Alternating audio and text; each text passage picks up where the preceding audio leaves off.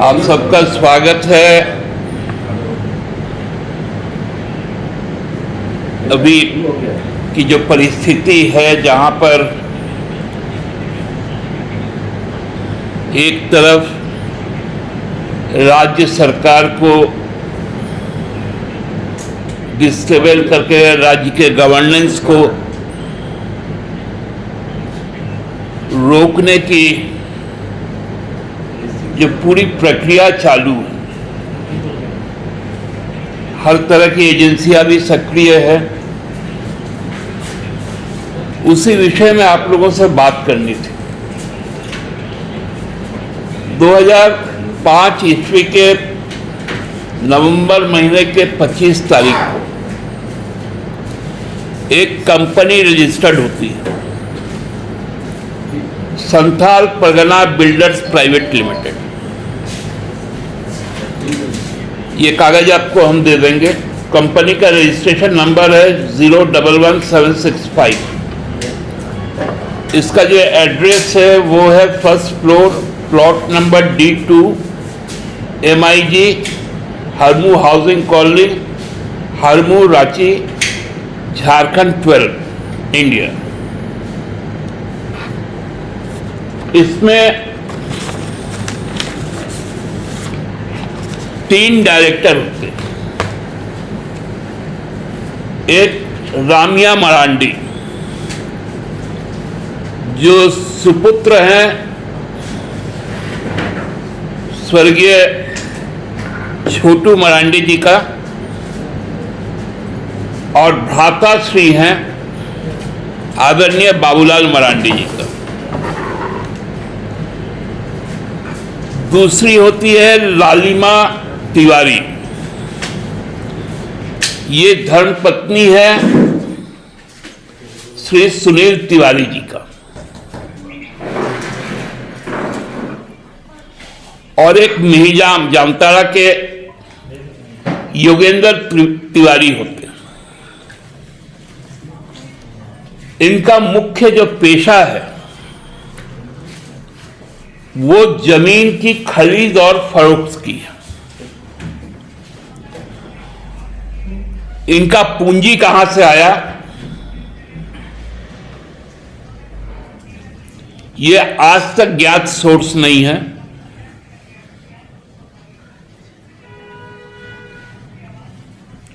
केवल संथाल परगना में ही करोड़ों रुपए से ज्यादा की जमीन खरीदी गई,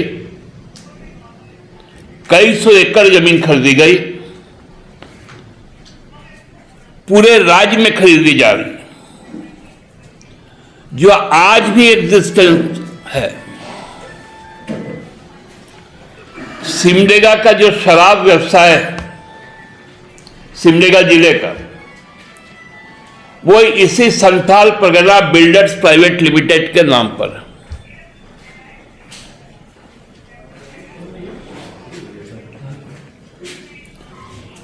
ईडी सीबीआई जमीन की जांच कर रही है, और ये है उस फॉर्म 32 जो इनकॉर्पोरेट होता है कंपनीज एक्ट का।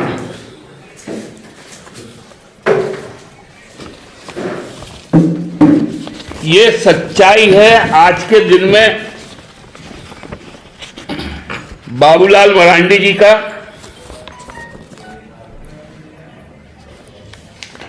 कि वो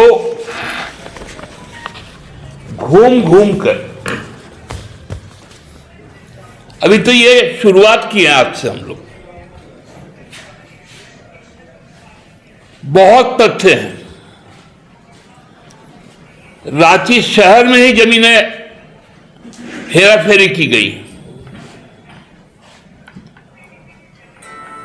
मैं तो कहता हूं कि ईडी को इसको संज्ञान में लेना चाहिए।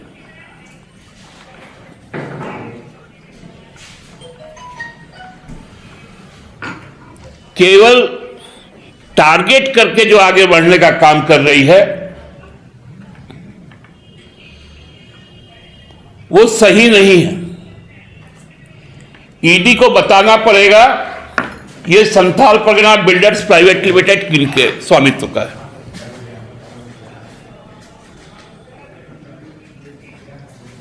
और आज के तिथि में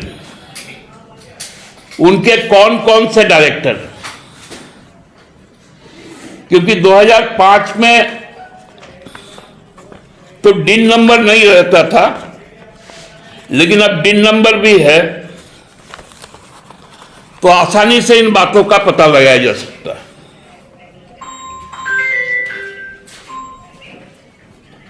व्यापक पैमाने पर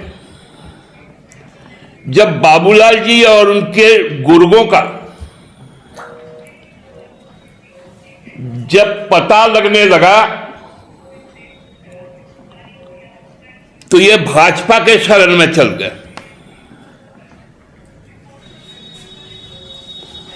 और भाजपा के शरण में जाकर, जो हर प्रदेश में हो रहा है कि जितने भी हेराफेरी करने वाले लोग हैं, सारे के सारे आज भारतीय जनता पार्टी में चले जाते हैं।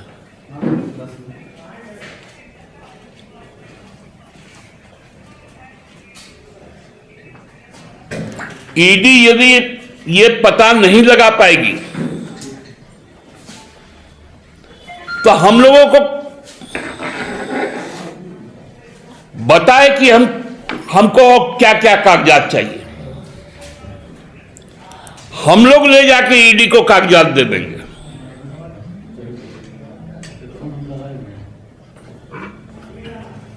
देश का संवैधानिक संस्था किसी के कहने पर एक डिपार्टमेंट के रूप में अगर काम करने लगे तो स्वाभाविक तौर पे प्रश्न खड़ा होता है, और यही प्रश्न है। तो उन्होंने तो बीजेपी के पूर्व विधायक पर भी छापेमारी की है उसी दिन सेम डे। देखिए अशोक जी, मामला क्या है?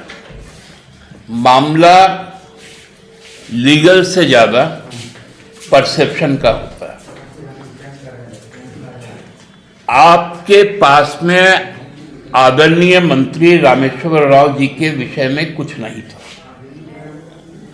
उनके पुत्र के विषय में था।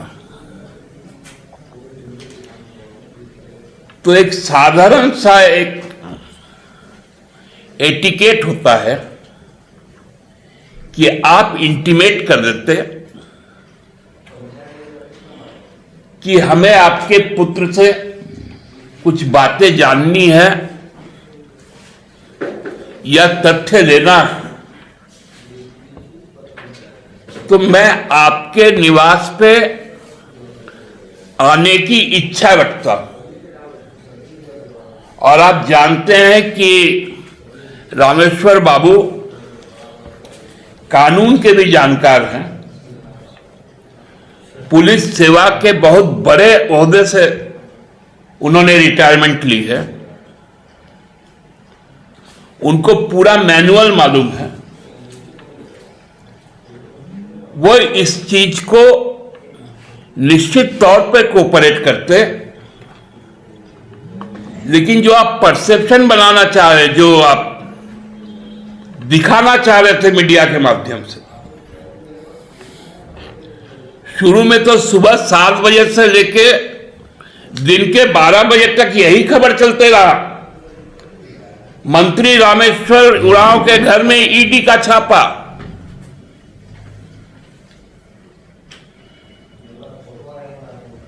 क्योंकि आपके पास भी तो यह मालूम नहीं था कि छापा किन के लिए गया,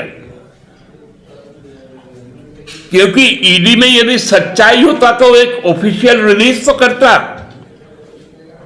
आज तक जितनी बातें आती हैं वो सूत्र से आती है। आखिर ये भी तो पता चले कि सूत्र कौन है। क्योंकि ऐसे ही एक सूत्र आया था, लिफाफा, जो बम का रूप लिया था।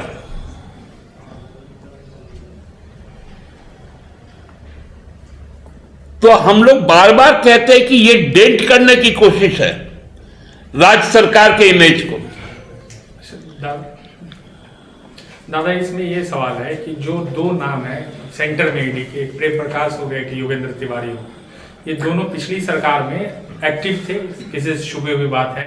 उसी दिन से इस सरकार को कैसे हम अपदस्थ करें, कैसे हम इस सरकार को डिस्टर्ब करें, भारतीय जनता पार्टी का खेल शुरू हो चुका था। आप देखे होंगे कि इस राज्य में ऑपरेशन लोटस चलाया गया। जब हमारे तमाम माननीय विधायकगण इस ऑपरेशन लोटस को कुचलने का काम किया तो अब ईडी को आगे कर दिया गया। अब ईडी इस राज्य में ही नहीं बल्कि उन राज्यों में जो गैर भाजपा शासित राज्य हैं, अमित शाह जी का और पूरी भारतीय जनता पार्टी का इलेक्शन मैनेजमेंट डिपार्टमेंट के रूप में काम कर रही है।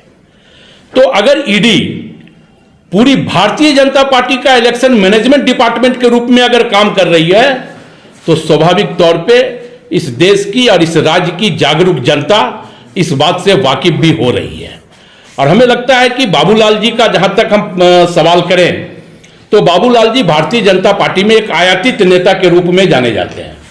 और जो आयातित नेता हो वो अपनी पार्टी में स्थापित होने के लिए इस प्रकार का अनगढ़ बयान भी देते रहते हैं।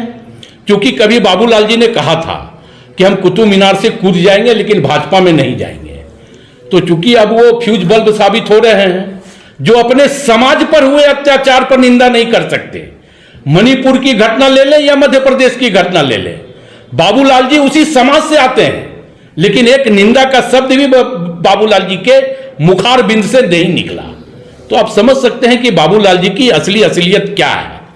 तो अब जो फ्यूज बल्ब को भारतीय जनता पार्टी अपने घर में प्रमुख बना के रखी हो तो हमें तो लगता है कि अब पूरी भारतीय जनता पार्टी में वास्तु दोष का प्रमुख कारण अगर कोई बनेगा तो वो व्यक्ति बाबूलाल मरांडी होगा।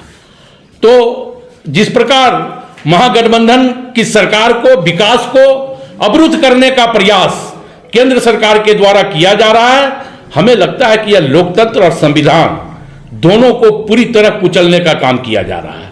तो अब इसका एक ही उपाय है कि अब राज्य की जनता भी और पूरी महागठबंधन भी अब ईडी का भी विरोध शुरू किया जाएगा। क्योंकि जिस प्रकार इस राज्य में ईडी का बार बार कारनामा हो रहा है, आप देखें कि हमारे मंत्री के आवास पे बिना कोई नोटिस, बिना कोई सम्मन ईडी पहुंच जाता है। क्योंकि अमित शाह जी का निर्देश मिलता है कि कैसे इस सरकार के चेहरे को हम बदनाम करें। तो स्वाभाविक तौर पे इन सब बातों को आपके सामने है। इन्हीं बातों के बाद हम आप लोगों को धन्यवाद देते हैं और अपनी वाणी खत्म करते हैं।